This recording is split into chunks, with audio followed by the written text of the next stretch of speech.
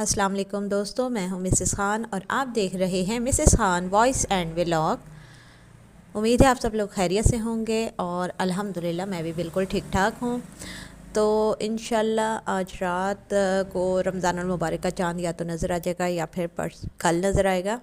तो अब क्योंकि रमज़ान के आने में चंद सातें ही बाकी हैं, तो मैंने सोचा क्यों ना घर की डीप क्लीनिंग कर ली जाए और अच्छे तरीके से रमज़ान को वेलकम किया जाए।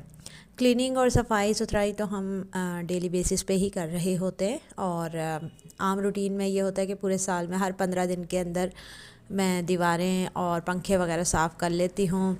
अच्छे तरीके से घर की सफाई होती रहती है। लेकिन रमज़ानुल मुबारक का जो महीना है वो बहुत ही ज़्यादा बाबरकत है। इसके हर लम्हे में इबादत करने का सवाब है, तो उसे मैं घर के कामों में ज़्यादा इन्वॉल्व होकर ज़ाया नहीं करना चाहती और मैं चाहती हूँ कि जितना ज़्यादा हो सके रमज़ानुल मुबारक में इबादत की जाए, कुरान पाक की तिलावत की जाए, ज़िक्र अस्कार किए जाए, नमाज नवाफिल वगैरह पढ़े जाएं।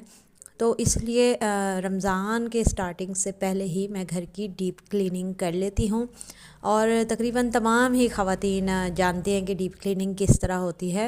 आज के व्लॉग में मेरा मकसद लोगों को डीप क्लीनिंग सिखाना नहीं है, बल्कि अपना जो मेरा तरीका है डीप क्लीनिंग का वो मैं शेयर कर रही हूँ कि मैं किस तरह से दीवारें और कॉर्नर्स दीवारों के जो होते हैं उनको पहले ब्रश की मदद से साफ़ करती हूँ, फिर पंखों को साफ़ करती हूँ। अच्छा, पंखे जो है ना इजीली साफ़ नहीं हो पाते हैं, तो सबसे पहले मैं क्या करती हूँ कि ब्रश की मदद से पंखों के तमाम जो जाले या मिट्टी वगैरह होती है, धूल होती है, उसको साफ़ करती हूँ। लेकिन क्योंकि ब्रश की वजह से उस पर लाइनिंग तो पड़ जाती है, हल्की जो ऊपर जो फूस वगैरह बन जाते हैं डस्ट के, वो तो साफ़ हो जाते हैं लेकिन अच्छे तरीके से सफाई नहीं होती। तो फिर मैं क्या करती हूँ कि उसी ब्रश पे अच्छे तरह से एक डस्टर को लपेट देती हूँ और फिर जब उसको फेरा जाता है तो पंखा जो है वो बिल्कुल साफ़ सुथरा हो जाता है, उस पर बिल्कुल भी डस्ट का कोई ज़र्रा बाकी नहीं रहता। तो पहले सूखे कपड़े से और उसके बाद हल्का सा कपड़े को गीला करके और ब्रश की मदद से फेर दिया जाता है। देन जब दीवारें और पंखे साफ़ हो जाते हैं, खिड़कियां वगैरह साफ़ हो जाती हैं, तो फिर मैं नीचे गिरी हुई तमाम डस्ट को साफ़ कर लेती हूँ।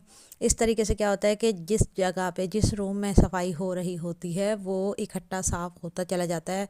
ये नहीं है कि मैं पूरे घर को इकट्ठा पहले जाले झाड़ूंगी, पंखे साफ़ करूँगी, फिर मैं फ़र्श साफ़ करूँगी। इससे क्या होता है कि फिर आप किसी भी एक रूम को सुकून से बैठ के इस्तेमाल नहीं कर पाते। तो मैंने क्या किया कि पहले अपने बेडरूम को अच्छे तरीके से साफ़ किया, उसकी सफाई की, सेटिंग की और उसके बाद मैंने सेकंड रूम को अपने सफाई और क्लीनिंग की। अच्छा, मैं जब भी सफाई करती हूँ ना तो फिर मैं फ़ौरन ही साथ ही जो है अपनी बेड शीट्स और तमाम पिलो कवर्स वगैरह भी चेंज करती हूँ। मुझे कभी भी ये बात अच्छी नहीं लगती कि मैं दीवारें या पंखे वगैरह साफ़ कर रही हूँ और उसके बाद मैं अपने बेड शीट्स वगैरह को चेंज ना करूँ। बेशक उस पे डस्ट गिरे या ना गिरे, असल बात ये होती है कि कमरे में जो डस्ट उड़ रही होती है वो भी हमें समटाइम्स ख़ारिश या एलर्जी का बाइस बन जाती है। तो हमेशा अपना जब रूम क्लीन करें तो लाजमी आपने भी अपने बिस्तरों को झाड़ना है, साफ़ करना है और कोशिश यही करें कि दूसरी कोई बेडशीट वगैरह लगा लें। उसी चादर को झाड़ने से भी वो मज़ेदारी नहीं आती सफाई में, वो खूबसूरती निखार नहीं आता जो कि फ़्रेश चादर के साथ होता है। उसके बाद मैंने फ़र्नीचर की अपने डस्टिंग की है और बहुत अच्छे तरीके से डस्टिंग की। और ये मेरा झूला है, इसके मसला ये होता है कि इसकी जो तारें हैं ना, जिसमें ये जो इसका डिज़ाइन बना हुआ है ग्रिल के साथ, तो इसमें अक्सर डस्ट जो है बहुत ज़्यादा हो जाती है। हालांकि मेरा बेडरूम मोस्टली बंद ही रहता है और क्योंकि मेरा घर मेन रोड पे है तो घर में डस्ट बहुत ज़्यादा आती है और हर वो फैमिली या ये डस्टिंग के प्रॉब्लम को समझ सकती होंगी जिनका घर या तो मेन रोड पे है या उनके घर के सामने कोई कंस्ट्रक्शन हो रही हो या किसी का कोई ग्रासी प्लॉट वगैरह हो, तो डस्ट ऐसे घरों में खुले जगहों पर ज़्यादा आती है। तो बस मेरे घर में सबसे ज़्यादा जो मुझे चीज़ परेशान करती है वो यही होती है कि रोज़ाना दिन में 2 दफ़ा तो लाज़मी मुझे डस्टिंग करनी ही पड़ती है, और वरना जो है ऐसे लगता है कि घर में सफाई ही ना हुई हो। तो अक्सर ये होता है कि 2 दफ़ा मैं सफाई भी कर रही होती हूँ, ब्रश लेके सारा फ़र्श साफ़ कर रही होती हूँ। तो डस्ट से क्योंकि एलर्जी भी हो जाती है, और दूसरा ये कि डस्ट की वजह से बहुत सारे साइनस प्रॉब्लम भी हो जाते हैं। तो मेरी पूरी कोशिश होती है कि किसी तरह घर को हर तरफ नीट एंड क्लीन रखा जाए, और रमज़ान के लिए तो स्पेशली मैं बहुत अच्छे तरीके से जो है सफाई करती हूँ। तो आप लोगों से मेरा सवाल है कि आप लोगों का क्या इस्तकबाल होता है रमज़ान अल मुबारक का, आप लोग किस तरीके से करते हैं, कमेंट में ज़रूर बताइएगा। अच्छा जी, फिर मैंने झूले को अच्छे तरीके से साफ़ किया। झूले के नीचे से भी मिट्टी वगैरह क्योंकि उसके रिंग के नीचे जमा हो जाती है और सफाई नहीं हो पाती, तो मैंने झूले को कर दिया एक साइड पर, और भरपूर अच्छे तरीके से वहाँ की मिट्टी को, वहाँ के फर्श को आपके सामने साफ़ कर लिया है। मोपिंग मैंने अभी नहीं की है, और मोपिंग का वजह ये थी कि इस वक्त मैं जो है डस्टिंग और झाड़ू का काम किया था, मैंने सारी क्लीनिंग की थी। मोपिंग मैंने बाद में की थी, लेकिन क्योंकि वीडियो बहुत ज़्यादा लंबी होती जा रही थी तो इसलिए फिर मैंने मोपिंग की वीडियो नहीं बनाई। और दूसरा ये कि लाइट चली गई थी तो अच्छी तरह रिकॉर्डिंग नहीं हो सकती थी, इसलिए मैंने मोपिंग को स्किप कर दिया इसके अंदर। अब यह है कि दूसरा रूम जो है मेरा, वो ज़्यादातर मैं एज़ अ ड्राइंग रूम या सिटिंग रूम के तौर पे यूज़ करती हूँ, लाउंज के तौर पे यूज़ करती हूँ। तो मैंने अपने बेडरूम में ही अपने बच्चों के लिए भी पलंग लगा रखा है, तो मैंने उसको भी प्रॉपर तरीके से पहले मैंने पलंग को झाड़ा साफ़ किया, देन मैंने उस पर गद्दे रख कर और साफ़ सुथरी बेडशीट्स लगा दी। तो अब आप देख सकते हैं कि मेरे बेडरूम की लुक कितनी प्यारी आ रही है, जबकि आप पहले देख चुके हैं कि कैसे बिखरा हुआ था कमरा। अलमारी के ऊपर जो मेरा एक्स्ट्रा सामान रखा हुआ है तो उसको मैंने अच्छी तरीके से चादर से साफ़ करके कवर कर दिया था। उसकी वजह यह है कि खुले सामान पे डस्ट पड़ती है, तो वो वाली चादर भी मैंने सेट कर दी थी। और उसको उतारने से पहले की मैंने वीडियो नहीं बनाई थी क्योंकि मेरे जहन में नहीं रहा था। फिर मैंने कहा चले मैं डीप क्लीनिंग कर रही हूँ तो वीडियो भी बना दूँ, आप लोगों से शेयरिंग हो जाएगी। और यह है कि बहुत से लोगों को आइडिया भी मिल जाता है कि उन्होंने स्टेप बाय स्टेप किस तरह से काम करना है। और देन मैं अपने अब दूसरे कमरे में आ गई हूँ। दूसरे कमरे में क्योंकि डायरेक्ट इसके बाद मेरा पोर्च आ जाता है, तो वहाँ से डस्ट और हवा बहुत ज़्यादा आती है, तो इसकी दीवारें तो मैं वीकली साफ़ करती ही रहती हूँ। जब भी सफाई कर रही होती हूँ तो चलते फिरते मैं इस कमरे को साफ़ करती रहती हूँ। तो इसलिए इसमें इतना ज़्यादा कचरा तो नहीं था, लेकिन फिर भी दीवारों पे हल्के फुल्की डस्ट थी, तो वो मैंने साफ़ की। उसके बाद मैंने अपने ये जो दीवार में रैक सी बनी हुई हैं, इनके ऊपर मैंने अच्छे तरीके से बुक्स को साफ़ किया। मेरी इस्लामिक जो बुक्स हैं वो बहुत कीमती हैं, बहुत अच्छी हैं, और ख़ास तौर पे सीरतुन नबी की किताब वासफ़ियात है, ये मैं बहुत अच्छे शौक़ से पढ़ती हूँ और इनसे बहुत मेरा दिली लगाव है।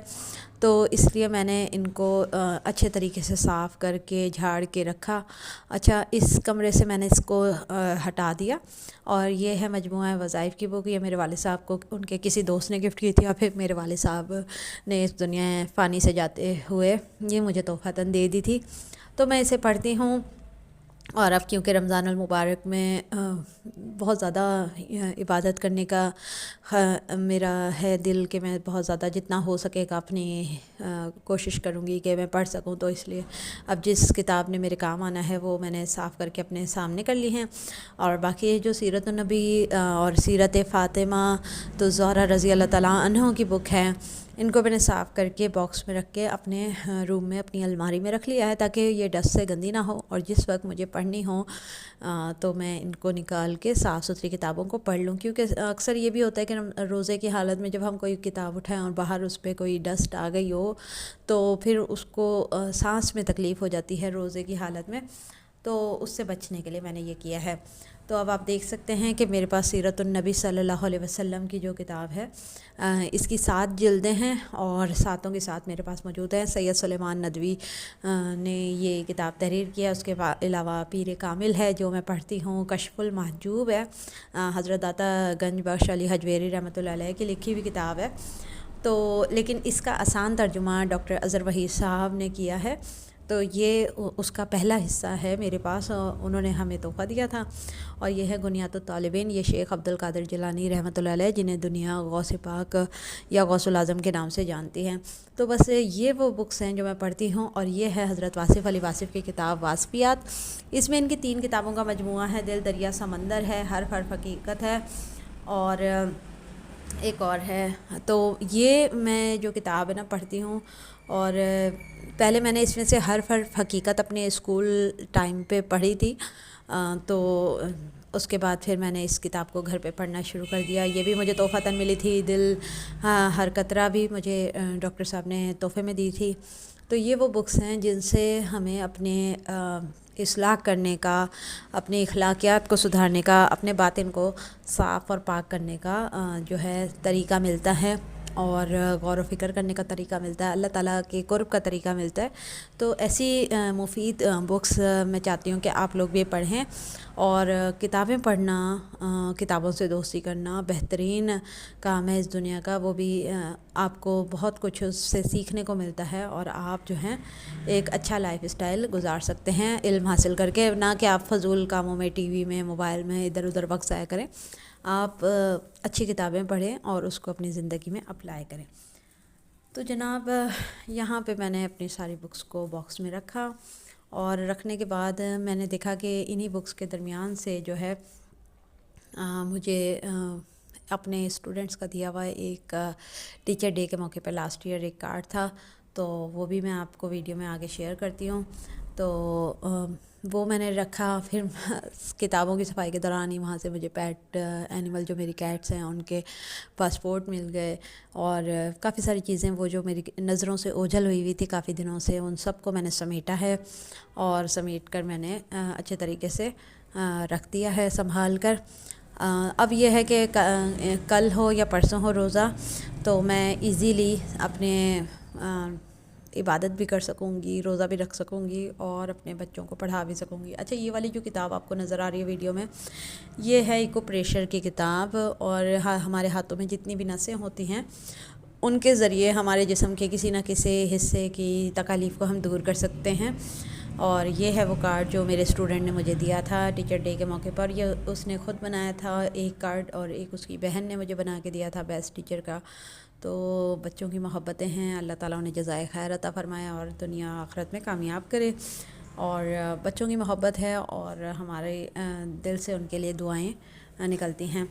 तो बस उसके बाद जो मेरे पास बाकी बुक्स रखी थी जो कि मैं ओ लेवल्स वगैरह को पढ़ाती हूँ, तो उनको मैंने साफ़ करके सेट कर दिया। तो इस तरह ये पूरा रूम मैंने साफ़ सुथरा करके डस्टिंग और डेकोरिंग करके सेट कर दिया।